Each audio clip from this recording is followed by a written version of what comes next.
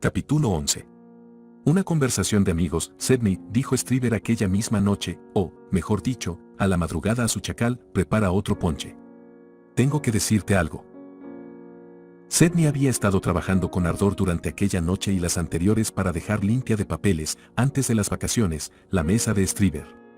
Dejó resueltos, por fin, todos los asuntos y ya estaba todo listo hasta que llegara noviembre con sus nieblas atmosféricas y sus nieblas legales, y la ocasión de poner nuevamente el molino en marcha. Sydney no había dado muestras de sobriedad durante aquellas noches, y en la que nos ocupa tuvo necesidad de utilizar mayor número de toallas mojadas para seguir trabajando, porque las precedió una cantidad extraordinaria de vino, y se hallaba en condición bastante deplorable cuando se quitó definitivamente su turbante y lo echó a la jofaina en que lo humedeciera de vez en cuando durante las 6 últimas horas. ¿Estás preparando el ponche?, preguntó el majestuoso Stryver con las manos apoyadas en la cintura y mirando desde el sofá en donde estaba echado. Sí. Pues fíjate, voy a decirte una cosa que te sorprenderá y que tal vez te incline a conceptuarme menos listo de lo que parezco. Me quiero casar. ¿Tú? Y lo más grande es que no por dinero. ¿Qué me dices ahora? No tengo ganas de decir nada. ¿Quién es ella? Adivínalo. ¿La conozco? Adivínalo. No estoy de humor para adivinar nada a las 5 de la madrugada, cuando tengo la cabeza que parece una olla de grillos. Si quieres que me esfuerce en adivinar, convídame antes a cenar. Ya que no quieres esforzarte, te lo diré, contestó Stryver acomodándose, aunque no tengo esperanzas de que me comprendas, Sydney, porque eres un perro insensible. Tú, en cambio, exclamó Sydney ocupado en hacer el ponche, eres un espíritu sensible y poético. Hombre, exclamó Stryver riéndose. No pretendo ser la esencia de la sensibilidad, pero soy bastante más delicado que tú. Eres más afortunado solamente. No es eso. Quiero decir, más. Digamos galante, sugirió Cartón. Bien. Digamos galante. Lo que quiero decir es que soy un hombre, contestó Stryver contoneándose mientras su amigo hacía el ponche, que procura ser agradable, que se toma algunas molestias para ser agradable, que sabe ser más agradable que tú en compañía de una mujer. Sigue. Le dijo Cartón. Antes de pasar adelante, dijo Stryver, he de decirte una cosa. Has estado en casa del doctor Manette tantas veces como yo, o más tal vez. Y siempre me ha avergonzado tu aspereza de carácter. Tus maneras han sido siempre las de un perro huraño y de mal genio, y, francamente, me he avergonzado de ti, Sydney. Pues para un hombre como tú, ha de resultar altamente beneficioso avergonzarse de vez en cuando, y por lo tanto deberías estarme agradecido. No lo tomes a broma, replicó Stryver. No, Sydney. Es mi deber decirte, y te lo digo, a la cara por tu bien, que eres un hombre que no tiene condiciones para estar en sociedad. Eres un hombre desagradable. Sydney se tomó un vaso del ponche que acababa de hacer y se echó a reír.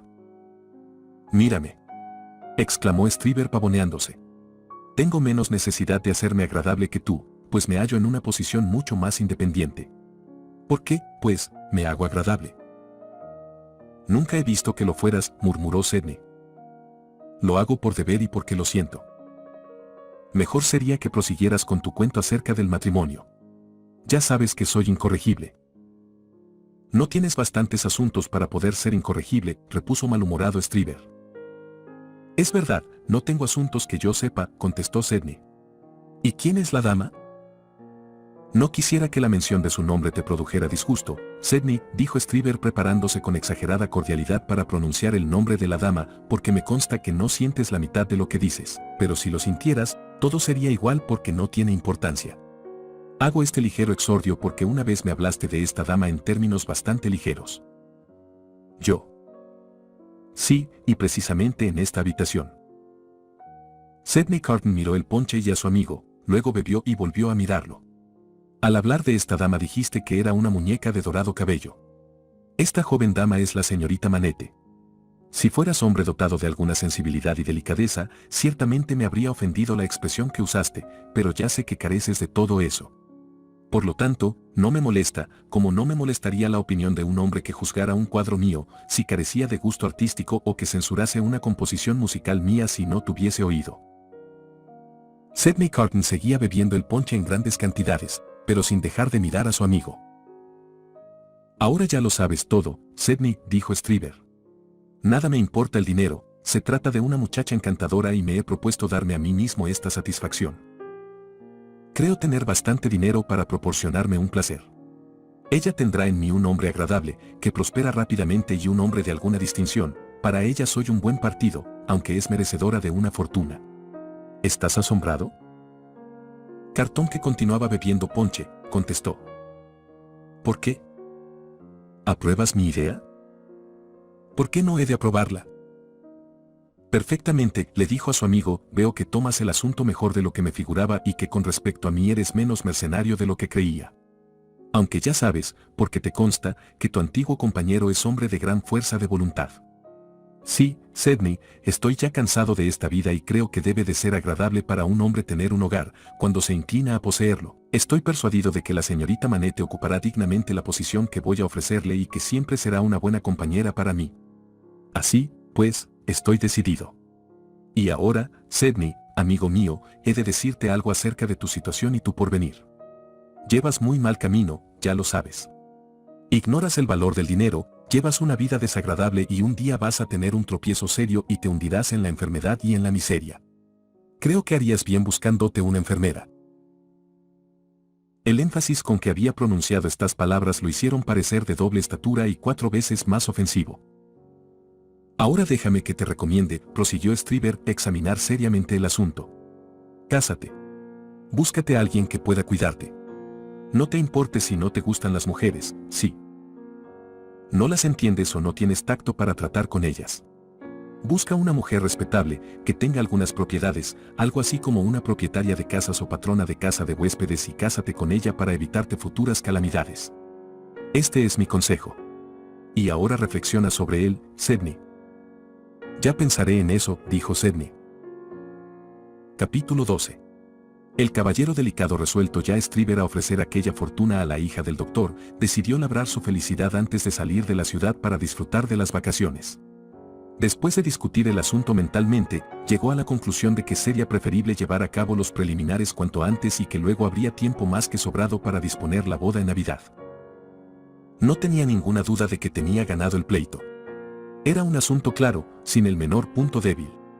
Lo expuso ante el jurado, y como la parte contraria no tenía nada que alegar, ni siquiera se retiró el jurado a deliberar, de manera que se dictó sentencia de acuerdo con lo solicitado por el señor Stryver, C.J. El señor Stryver inauguró sus vacaciones invitando a la señorita Manette a llevarla a los jardines de Vauxhall. Habiendo sido rechazada la invitación, le ofreció ir a Ranelagh y como quiera que tampoco fue aceptada esta proposición, se resolvió a presentarse en Soho y allí declarar sus nobles aspiraciones. Así, pues, salió un día del campo en dirección a Soho, animado por la alegría infantil que le producían las vacaciones. Como quiera que en su camino se encontró ante el banco Telson, y recordando que el señor Lorry era íntimo amigo de los Manette, resolvió entrar en el banco y revelar al señor Lorry la felicidad que iba a descender sobre Soho. Abrió, pues, la puerta del establecimiento, descendió los 2 escalones, pasó por delante de los 2 viejos cajeros y se dirigió al despacho del señor Lorry, que se sentaba ante una mesa cargada de libros rayados, alumbrado por la luz que pasaba por la ventana enrejada. «Hola», exclamó el señor Stryver. «¿Cómo estáis?». Una de las peculiaridades de Stryver era la de parecer demasiado corpulento en todas partes, de manera que los 2 viejos empleados lo miraron con celo, como si estuviera empujando las paredes. Contestó el señor Lorry apaciblemente y le estrechó la mano. «¿Puedo serviros en algo?», añadió en tono oficial. «Oh, no, gracias. Mi visita es puramente particular. Desearía hablaros de un asunto personal». «¿De veras?», exclamó el señor Lorry.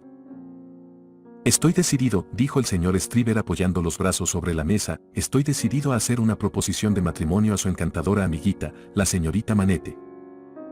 «¡Caramba!», exclamó el señor Lorry frotándose al mismo tiempo la barbilla y mirando con desconfianza a su interlocutor. «¿Qué queréis decir con eso?», exclamó Stryver. «¿Qué quiero decir?», contestó el señor Lorry. «Nada que tenga importancia. Mi exclamación ha sido amistosa y puede significar lo que deseéis. Pero, en realidad, ya sabéis, señor Stryver», y movió la cabeza de extraño modo, sin atreverse a terminar la frase. «Si os entiendo que me ahorquen», exclamó Stryver dando un golpe en la mesa con su mano. El señor Lorry se ajustó bien la peluca y se entretuvo en morder el extremo de una pluma. ¿Creéis, acaso, que no soy elegible?, preguntó Stryver mirándolo con fijeza. Oh, sí. Ya lo creo. ¿No soy buen partido? No hay duda. Entonces, ¿qué demonio queréis decir? Pues, yo. ¿A dónde ibais ahora?, preguntó el señor Lorry. Directamente allí, contestó Stryver dando un puñetazo en la mesa. Si yo estuviese en vuestro lugar no lo haría. ¿Por qué?, preguntó Stryver. Y os advierto que voy a acorralaros. Sois hombre de negocios y como tal estáis obligado a no hablar con ligereza. Decime, pues, ¿qué razón os mueve a decirme eso? Porque yo no daría semejante paso sin saber positivamente que iba a lograr el éxito. Vaya una razón, exclamó el abogado, en tanto que el señor Lorry lo miraba atentamente.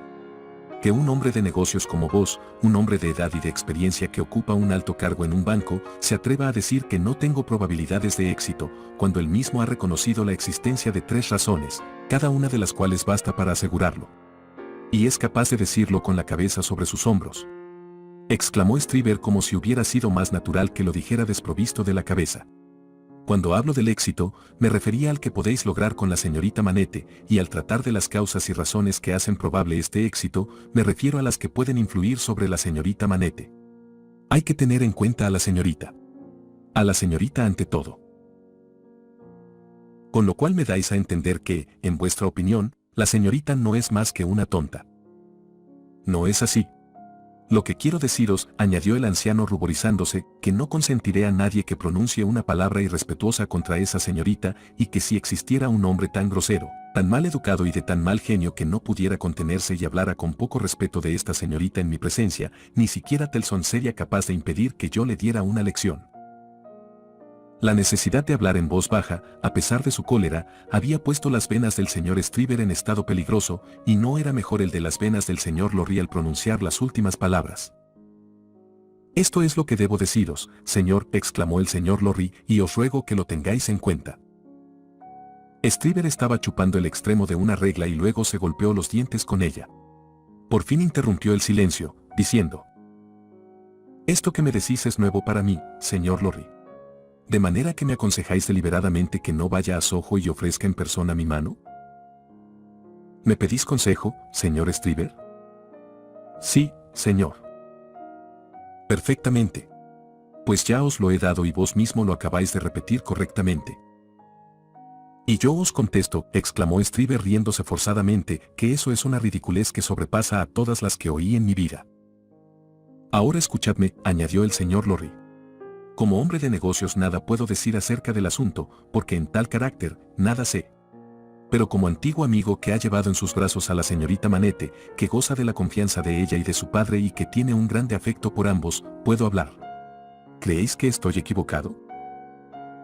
«No sé», contestó Stryver, «suponía que había sentido común en cierta casa, pero, según parece, allí están algo chiflados. Podría ser, pues, que tuvierais razón, aunque, a decir verdad, no lo sospechaba». «Lo que antes os dije no pasa de ser mi opinión personal», dijo el señor Lorry enrojeciendo de nuevo, «pero no permitiré que nadie emita palabras ofensivas para mis amigos, ni aún en estas oficinas».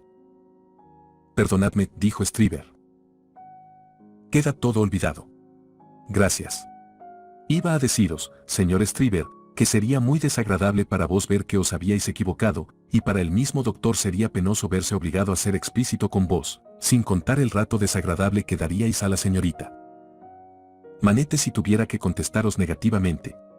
Ya conocéis los términos en que tengo el honor y la dicha de ser contado entre los amigos de la familia. Si os pléis, pues, sin el carácter de representante vuestro y sin mezclaros en nada, puedo hacer algunas observaciones que confirmen o rectifiquen mi juicio. Si el resultado no es agradable para vos, siempre os queda el recurso de juzgar por vos mismo, y si, por el contrario, mis observaciones están de acuerdo con vuestros deseos, habremos logrado evitar posibles situaciones desagradables para ambas partes. ¿Qué os parece? ¿Cuánto tardaréis en averiguarlo? Es cuestión de pocas horas. Esta noche iré a Soho y luego os haré una visita en vuestra casa. Pues estamos de acuerdo, contestó Stryver. Esperaré hasta la noche. El señor Stryver salió del banco tan aprisa que creó una corriente de aire difícil de resistir para los dos débiles empleados, entre los cuales tuvo que pasar. El abogado era lo bastante listo para darse cuenta de que el banquero no se habría atrevido a expresar hasta tal punto su opinión adversa si no hubiese tenido más que presunciones, y aunque estaba mal preparado para tragarse aquella píldora, comprendió que no tenía otro remedio que resignarse y se la tragó, aunque resuelto a conducir el asunto de tal manera que el ridículo fuese a caer sobre la parte contraria. De acuerdo con ello, cuando aquella noche, a las 10, el señor Lorry llegó a su casa, encontró al abogado rodeado de papeles y de libros y al parecer sin recordar casi el asunto que por la mañana le llevara a su despacho. Y hasta llegó al extremo de demostrar sorpresa al ver al señor Lorry, como si sus preocupaciones hubiesen borrado el asunto de su mente. Pues bien, dijo el bondadoso emisario después de largos esfuerzos por traer a Stryver a hablar del asunto. He estado en Soho. ¿En Soho?, repitió fríamente el abogado. ¿Querréis creer que ya no me acordaba de eso? Y no tengo duda alguna, añadió el señor Lorry, de que estuve acertado esta mañana al hablaros como lo hice. Se ha confirmado mi opinión y os reitero mi consejo.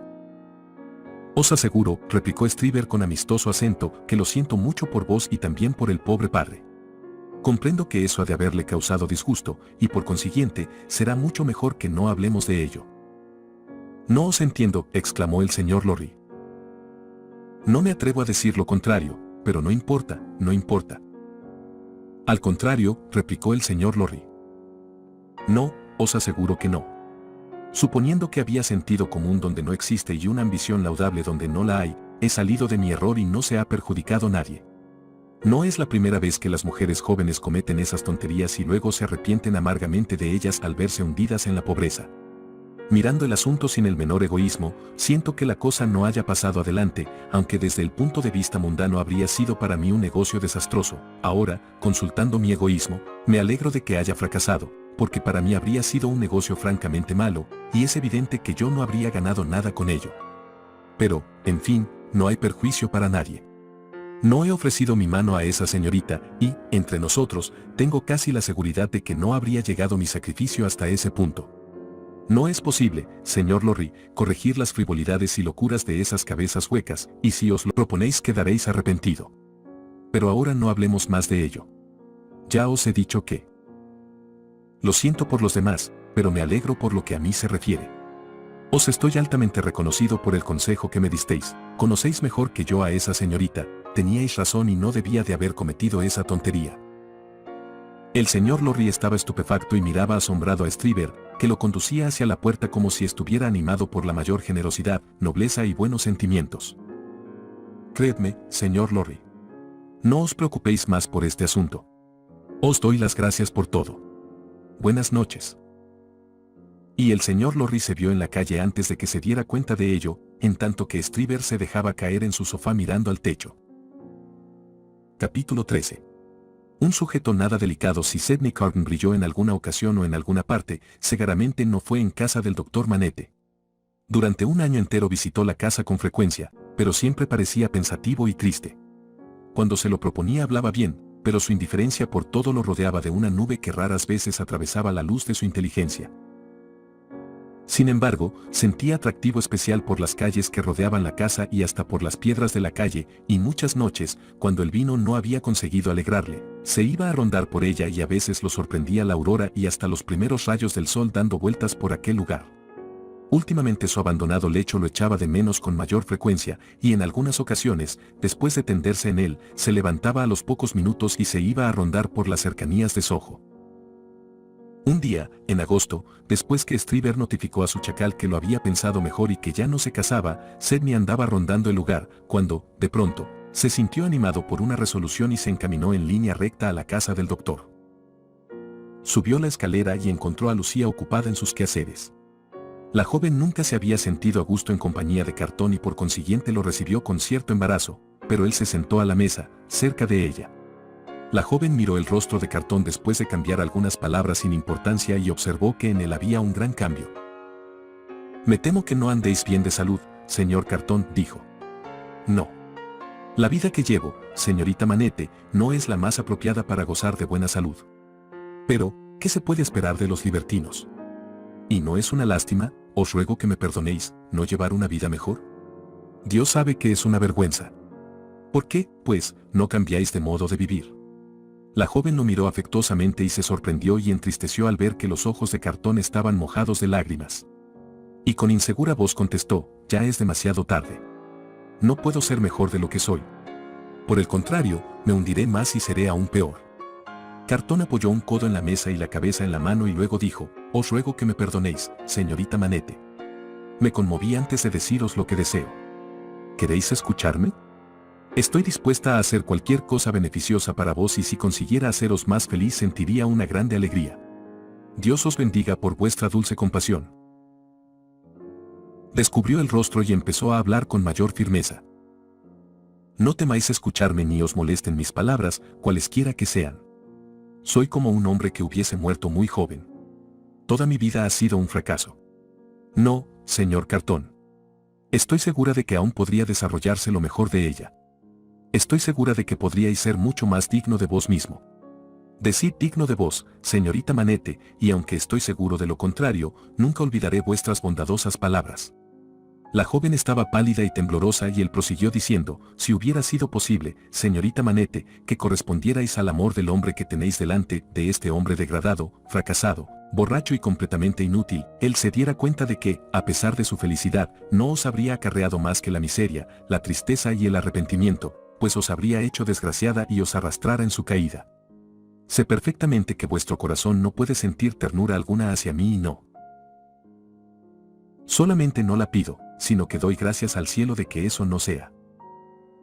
¿No podría salvaros a pesar de eso, señor Cartón? ¿No podría hacer que os inclinarais a seguir un camino mejor? ¿No puedo recompensar así vuestra confianza? Dijo ella después de alguna vacilación y muy conmovida. Él meneó negativamente la cabeza. No es posible.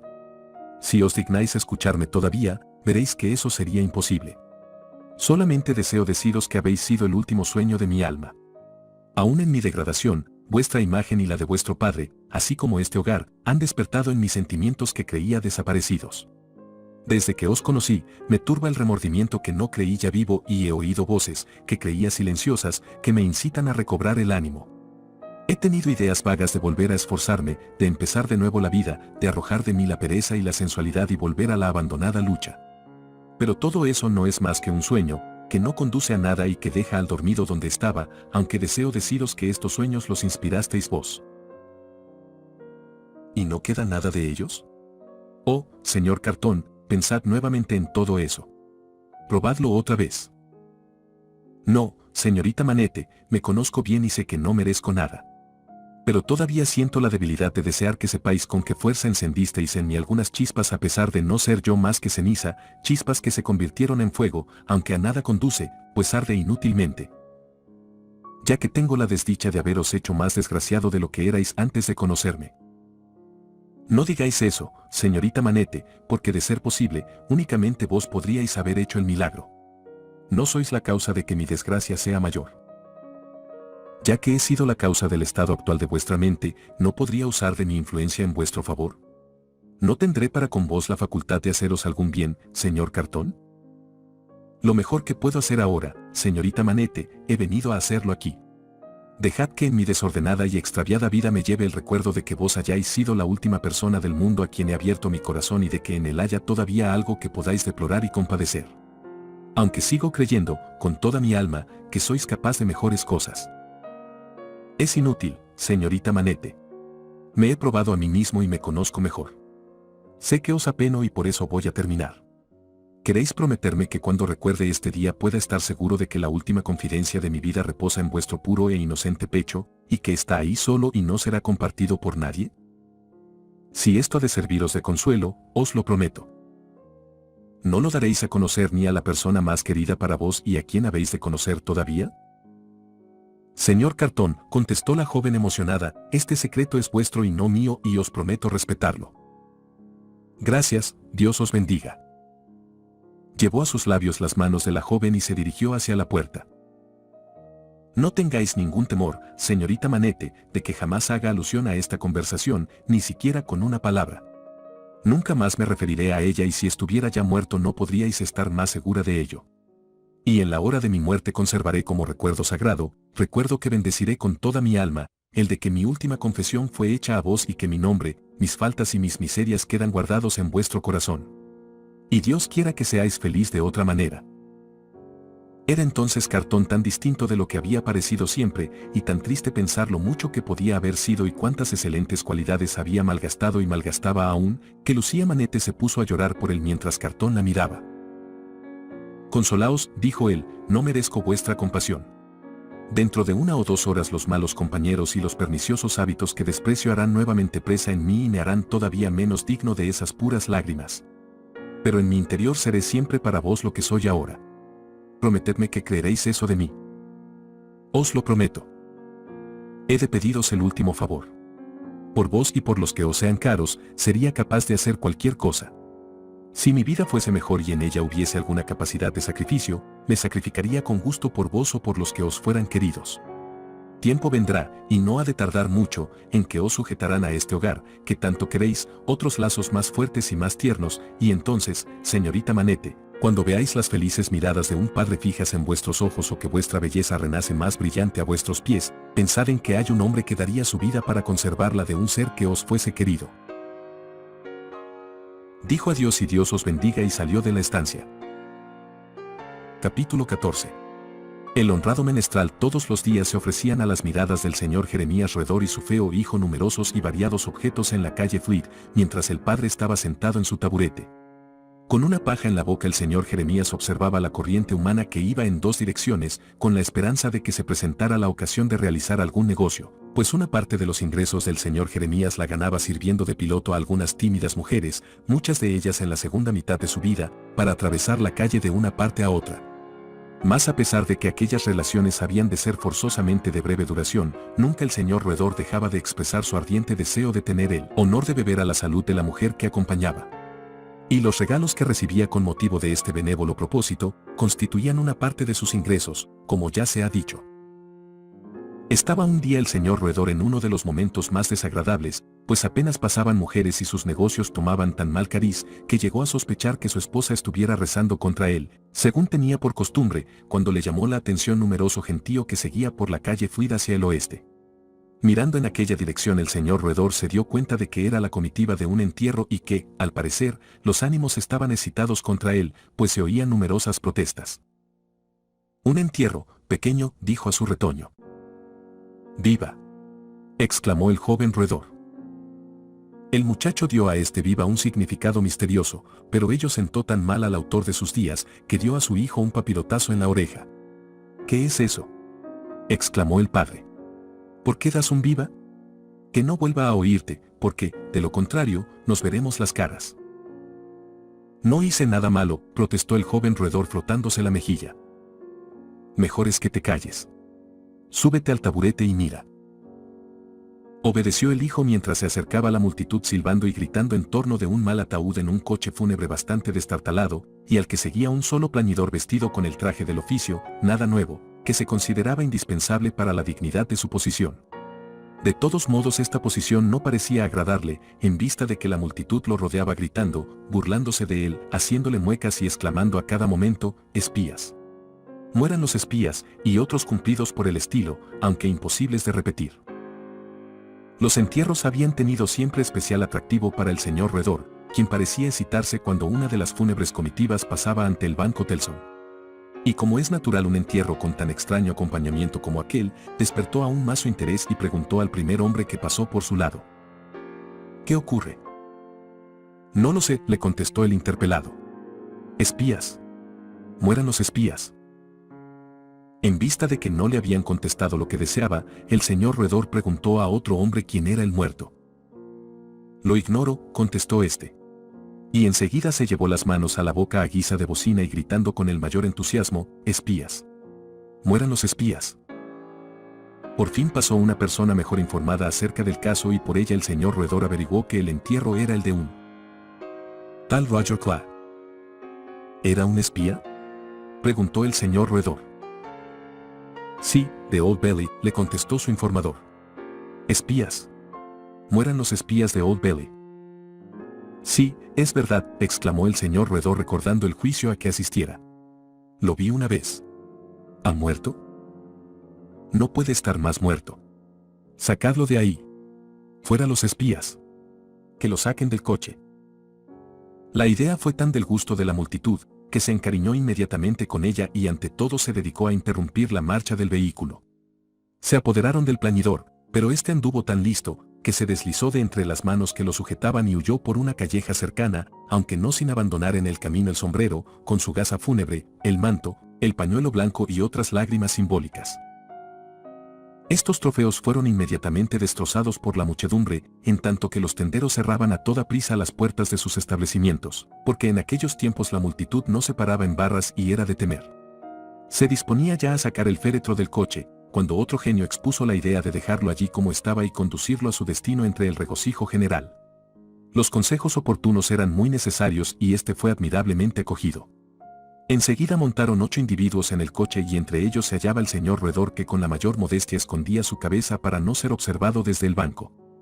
Los empleados de la funeraria protestaron contra aquella modificación en las ceremonias, pero como el río se hallaba a muy poca distancia y algunas voces estaban ya haciendo observaciones acerca de la eficacia de un baño frío para ahogar ciertas protestas, aquellos no persistieron en ellas. Reanudó la marcha el modificado cortejo, conducido por un desollinador, asesorado por un cochero de profesión y ayudado por un pastelero. Pero se juzgó también muy apropiado que figurase en la comitiva un húngaro con su oso, tipo muy popular en aquellos tiempos, y el pobre oso que era negro y flaco, armonizaba perfectamente con la procesión en que tomaba parte. Así, bebiendo cerveza, fumando, gritando y burlándose de todas maneras, prosiguió la marcha aquella procesión desordenada, reclutando más gente a medida que avanzaba y haciendo cerrar todas las tiendas que hallaba al paso. Su destino era la iglesia de San Pancracio, situada en pleno campo y allí llegó la comitiva a su debido tiempo. Se hizo el enterramiento en el cementerio, aunque rodeando la ceremonia de prácticas completamente caprichosas, con la mayor satisfacción del numeroso cortejo. Una vez enterrado el cadáver de Roger Clay, la muchedumbre se vio en la necesidad de buscar alguna otra distracción. Uno propuso la idea de acusar a los transeúntes de espías de Old Bailey y vengarse en ellos. Se dio, pues, caza a una veintena de personas inofensivas que nunca se habían acercado siquiera a Old Bailey y se las hizo objeto de insultos y malos tratos. Luego, la transición de empezar a romper vidrios de las ventanas y saquear las tiendas fue naturalísima. Por fin, tras algunas horas, cuando ya se habían saqueado algunas casas de campo y destruido numerosas verjas de hierro que proporcionaron armas a los ánimos más exaltados, empezó a circular el rumor de que venían los guardias. Entonces la multitud empezó a disolverse aunque tal vez los guardias no pensaran siquiera en acercarse a aquel lugar. El señor roedor no tomó parte en las diversiones finales, sino que se quedó en el cementerio hablando con los empleados de la funeraria. Aquel lugar tenía cierto encanto melancólico para él. Se procuró una pipa de una taberna vecina, y mientras fumaba se quedó mirando la verja y haciendo algunas consideraciones. Jeremías, se dijo, aquel día viste con tus ojos a ese pobre Roger Clay. Era un hombre joven, robusto, y ahora. Después de fumar la pipa y de reflexionar un poco más, se volvió para estar de regreso al banco antes de la hora de cerrar. Y ya fuese porque lo hubiesen conmovido mucho sus meditaciones acerca de la muerte, porque su salud no anduviese bien o porque deseara dispensar un honor a su consejero médico, lo cierto es que fue a visitar a un distinguido cirujano en su camino de regreso. El joven Jeremías sustituyó a su padre durante su ausencia, y al verlo se dio cuenta de que no había tenido nada que hacer. Cerró el banco sus puertas, salieron los viejos dependientes, se estableció la acostumbrada guardia y el señor roedor y su hijo se dirigieron a su casa a tomar el té. Ahora te prevengo, dijo a su mujer al entrar, de que si yo, como honrado menestral, estoy de malas esta noche, será porque habrás estado rezando contra mí y a mi regreso te arreglaré las cuentas, lo mismo que si te hubiera estado viendo. La pobre señora roedor meneó la cabeza. ¿Te atreves a hacerlo en mi cara?, exclamó el señor roedor con indicios manifiestos de cólera. No digo nada. Pues no pienses tampoco. El mismo mal puedes hacerme hablando como pensando. Créeme, vale más que dejes de hacer una cosa y otra. Está bien, Jeremías. Esta expresión de conformidad a sus órdenes no calmó al señor roedor, el cual, refunfuñando, tomó un poco de pan y manteca. ¿Sales esta noche?, preguntó la pobre mujer. Sí. ¿Puedo ir contigo, padre?, preguntó el chico. No, no puede ser. Voy, como sabe tu madre, a pescar. Eso es. Voy a pescar. Y la caña debe estar oxidada, ¿verdad, padre? No te importa.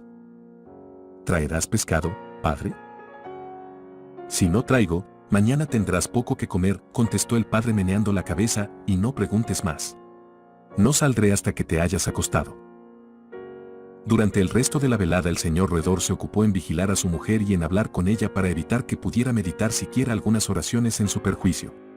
Pero no cesaba en sus quejas contra su mujer, haciéndola responsable de cuanto malo le ocurría y acusándola de que, por su causa, estaba tan delgado el joven Jeremías. Por fin el padre mandó a este que se acostara y después de hacerse repetir la orden, obedeció. El señor Jeremías pasó las primeras horas de la noche fumando algunas pipas y no salió hasta la 1 de la madrugada. A tal hora se levantó, sacó una llave del bolsillo y abrió un armario del que extrajo un saco, una barra de hierro de tamaño conveniente, una cuerda y una cadena, así como otros avíos de pesca parecidos. Dispuso hábilmente estos objetos, dirigió una mirada desconfiada hacia su mujer y salió. El joven Jeremías, que había estado fingiendo que dormía, no tardó en salir tras de su padre, al que siguió al amparo de la obscuridad. Impelido por la noble ambición de estudiar el arte de la pesca, echó a andar siguiendo a su padre, el cual se alejó rápidamente hacia el norte. Al poco rato se le reunió otro discípulo de Isaac Walton y los dos prosiguieron su camino. Al cabo de media hora de marcha habían dejado atrás las luces de la ciudad y se hallaban en un camino solitario. Allí encontraron a otro pescador y se les reunió tan silenciosamente que si Jeremías el chico hubiera sido supersticioso, más le habría parecido que el segundo personaje se había dividido en dos. Continuaron la marcha los tres hombres, seguidos por el joven Jeremías, hasta llegar a un talud que se elevaba a un lado del camino. Sobre lo alto del talud había una pared de ladrillo, coronada por una verja de hierro. Los tres hombres se deslizaron cautelosamente y subieron lo necesario para situarse al pie de la pared de ladrillo, y entonces el muchacho pudo ver que su padre se encaramaba para saltar la verja, ejercicio en el cual lo siguieron sus dos compañeros. Luego se quedaron acurrucados en el suelo, como escuchando y a los pocos instantes prosiguieron su camino andando sobre las manos y las rodillas. Llegó el turno al muchacho para escalar la verja. Lo hizo con el corazón palpitante, y una vez dentro del recinto vio que los tres hombres avanzaban arrastrándose por entre la hierba y las losas sepulcrales. Las cruces blancas semejaban fantasmas y la torre de la iglesia parecía el fantasma de un gigante monstruoso. No anduvieron mucho los tres hombres, pues a poco se detuvieron y empezó la pesca. Al principio empezaron a pescar con una azada. Luego el señor roedor se dedicó a preparar un instrumento semejante a un enorme sacacorchos y los tres hombres trabajaban afanosamente con aquellas extrañas herramientas. De pronto resonaron las lentas campanadas del reloj de la iglesia y aquel ruido aterrorizó tanto a Jeremías el chico, que huyó con el cabello erizado como el de su padre. Pero la curiosidad que sentía no solamente le hizo cesar en su fuga, sino que lo indujo a volver. Los tres hombres seguían pescando con la mayor perseverancia. Por fin pareció haber picado algún pez. Se oyó el ruido quejumbroso de algo y los tres se inclinaron y hacían esfuerzos como agobiados por gran peso que, finalmente, dejaron sobre el suelo. El joven Jeremías sabía bien lo que era aquello, mas al ver que su venerado padre se inclinaba para abrirlo, se horrorizó tanto, que echó a correr sin detenerse, esta vez hasta que se halló a 1 o 2 millas de distancia. No se habría detenido si no fuera por la necesidad que tenía de recobrar el aliento, pues deseaba terminar cuanto antes con la pesadilla que lo agobiaba. Le parecía que lo perseguía el ataúd que viera y al correr le parecía que a cada momento estaba a punto de apoderarse de él. Y lo acosaba de tal manera, se le echaba delante para hacerlo caer o lo cogía por el brazo con tal fuerza, que cuando el muchacho llegó a su casa estaba medio muerto de miedo. Y ni aún entonces lo dejó el maldito ataúd, sino que subió la escalera, se metió en la cama con él y se echó sobre su pecho cuando el pobre muchacho se quedó dormido. De su agitado sueño, el joven Jeremías fue despertado al salir el sol por su padre que estaba en la casa. Evidentemente algo malo le había ocurrido, pues el muchacho vio que su padre agarraba a su madre por las orejas y la sacudía contra la cabecera de la cama. «Te dije que te acordarías», exclamaba el padre. «Y ahora vas a verlo». «Jeremías. Jeremías», imploraba la pobre mujer. «Te empeñas en estropearme los negocios», dijo, «y yo y mis socios lo pagamos. Tu obligación era obedecerme. ¿Por qué no lo has hecho?» «Hago todo lo que puedo por ser una buena mujer», gemía la infeliz entre lágrimas. «¿Acaso es ser buena mujer oponerse a los negocios del marido? ¿Es honrar al marido oponerse constantemente a sus negocios? No deberías dedicarte a negocios tan horribles, Jeremías. No es de tu incumbencia decirme lo que debo hacer o lo que dejo de hacer. La mujer honrada deja que su marido se desenvuelva como quiera. ¿Y tienes el valor de llamarte una mujer piadosa? Mejor preferiría una que no creyera en nada. Prosiguió el altercado en voz baja y terminó cuando el honrado menestral se quitó sus botas llenas de barro y se tendió en el suelo, con las manos cruzadas debajo de la cabeza a guisa de almohada. No hubo pescado para el almuerzo, que fue muy escaso. El señor roedor estaba de un humor de perros y se puso al alcance de la mano una tapadera de hierro para tirársela por la cabeza a su mujer a la menor sospecha de que se dispusiera a rezar una oración. Por fin se cepilló el traje y se lavó y acompañado de su hijo se marchó a cumplir sus deberes. El muchacho, que andaba al lado de su padre, con el taburete bajo el brazo, era muy distinto de cuando, la noche anterior, iba tras los 3 pescadores. Ya no tenía tanto miedo y sus terrores se habían disipado con la noche. Padre, le dijo alejándose un poco e interponiendo el taburete para mayor precaución, ¿que es un desenterrador? ¿Cómo quieres que lo sepa? Contestó el señor roedor. Creí que lo sabías todo, padre. Pues bien, contestó después de quitarse el sombrero para dejar libres por un momento las púas de sus cabellos, es un menestral. ¿Y en qué comercia, padre? Los artículos que vende, dijo el padre después de ligera reflexión, son de naturaleza científica. Cadáveres humanos, ¿verdad? Creo que es algo de eso. Oh, padre. Cuánto me gustaría ser desenterrador cuando tenga más años. El señor roedor se sintió complacido, pero meneó la cabeza y dijo, eso depende de cómo desarrolles tu talento. Procura desarrollar tu talento y no ser hablador. Ahora no puede decirse todavía para qué cosa llegarás a servir. Y mientras el joven Jeremías dejaba el taburete ante la puerta del banco y a la sombra del tribunal, el señor roedor se decía, Jeremías, honrado menestral, puedes abrigar la esperanza de que ese muchacho será una bendición para ti y una compensación por la mujer que tienes.